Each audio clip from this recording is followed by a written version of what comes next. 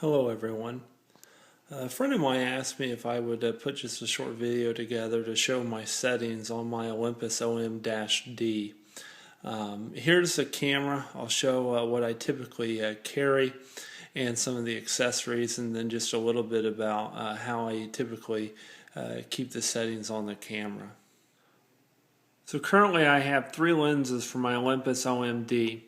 The first is the stock lens. As you can see here, this is the Olympus 12 by 50 millimeter, or in 35 millimeter format that would be a 24 to 100 millimeter. It's a very nice lens. It is weatherproof. Also can shoot macro. Typically I'm utilizing it when I'm at a place such as at the zoo, in which I know I need a zoom lens. Works really nice. I guess the downside is that you do have to be in a well lighted area to be able to shoot, especially at low ISOs. Otherwise you're going to likely need a flash.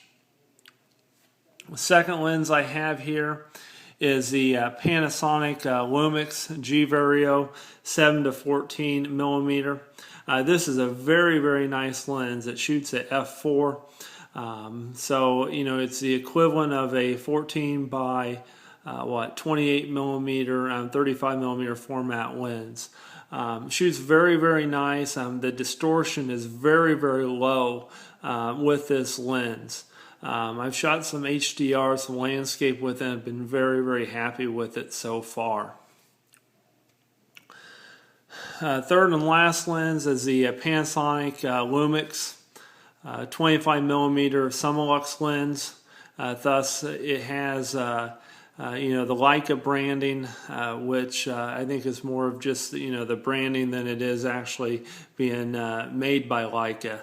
Again, it shoots at f1.4. It's the equivalent of a 50 millimeter, a 35 millimeter format lens. Very nice. I have not had any pictures uploaded yet onto my website, but I do like it. Steve Huff highly recommends it. I've seen some other websites also recommend this lens. Each of these lenses, you can find some reviews on other websites. I know Steve on SteveHuffPhoto.com talks specifically about the kit lens here and how he likes it and how some others like it. And I have to agree, it is a very nice lens. So onto the camera. I typically use the Domke camera strap that you can see here. I don't typically ever use the straps that come with the camera. So we'll kind of move that out of the way here for a second. You can see I have the 25 millimeter Summilux on the lens right now. So here on the top, typically I keep this under aperture priority. As you can look over here, you've got aperture, shutter, the program mode, manual, and then some others. I never use any of the type of art settings or anything like that. So typically it's kept on aperture, maybe P or priority mode. Every once in a while on shutter priority. Very rarely do I do manual. Maybe if I'm shooting HDR, I'll do that sometimes. On the other side, you have your recorder. You have the function F2 key. I do use that as a manual button, so you click on it and then it allows me to manually focus the camera. So on the back of the screen, you can see the different buttons here. Fortunately, it's not zooming in very well right now for focusing, but let's turn the camera back on. So typically I have my screen set up to where I can actually see the majority of the things that are actually going on kind of behind the scenes. So let me get it set up here. Some people don't like having all the different settings on the camera screen. I kind of prefer it. I like being able to look off to the side and see exactly what settings I have, so I know that everything is set correctly. So here's how I typically set things. If I go into the go into the menu, typically, I have my focus on face and eye priority. That works very well when taking pictures of people and portraits. Move that back here. And then audio I don't mess with. I usually keep my ISO on auto unless I'm shooting HDR, and then I typically will lock it down at 200. So other settings.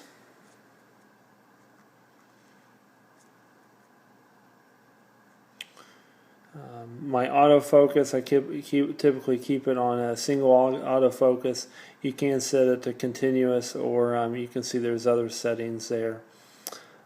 My exposure metering, you can keep it on evaluative like I do here, or center weighted or spot. Typically on this I usually keep it at evaluative or center weighted. My exposure, I guess this is probably one of the critical things.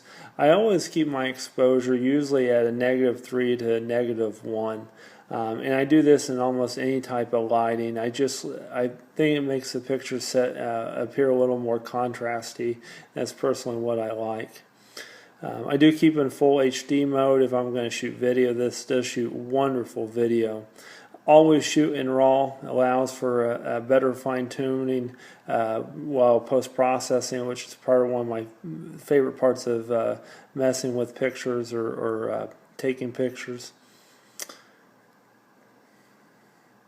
Sequential shooting, either I keep it usually in single or in sequential low. Sequential high, you can shoot as many as 10 frames per second. I will do that occasionally. Probably do it more as my little girl gets a little bit larger. And then they do have these different modes of allowing for different types of tones. I believe that Steve Huff mentions that he keeps his either on natural or has it maybe on muted, but I've just kept it on vivid. I like my pictures being a little more saturated, and so far I've really liked it. The image stabilization, you can either turn it off or you can set it to where it stabilizes in different planes, or either just in a vertical or horizontal plane. Typically you just leave it in IS1, which allows for image stabilization in all planes. Again, it works very well on this camera. It's also what makes it a very good video camera. Other than that, I think we've got about everything. So I guess to kind of rehash things, typically on this camera I keep it again at aperture priority. I set my ISO to auto. Usually it's on a single continuous autofocus. On the back of the screen I do like being able to see the info, as you can see here. And then also, this is a touch screen, so you can set it in different ways to where it can just focus by touching the screen, as you can see here. You can also set it to where it doesn't focus at all if you touch it. And you can also set it to where it actually takes a picture when you press on the screen, as you can see there. The other really nice thing is when you go back and you want to view pictures, it kind of works just like an iPhone or even like an Android phone, where you can kind of slide through your pictures here, which I like.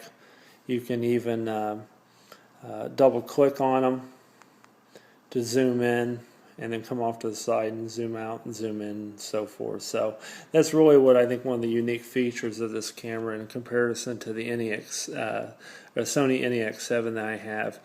Screen does come out, as you can see here. Again, there's other micro four thirds and smaller mirrorless cameras that can do that. So hopefully you enjoy this. Thanks.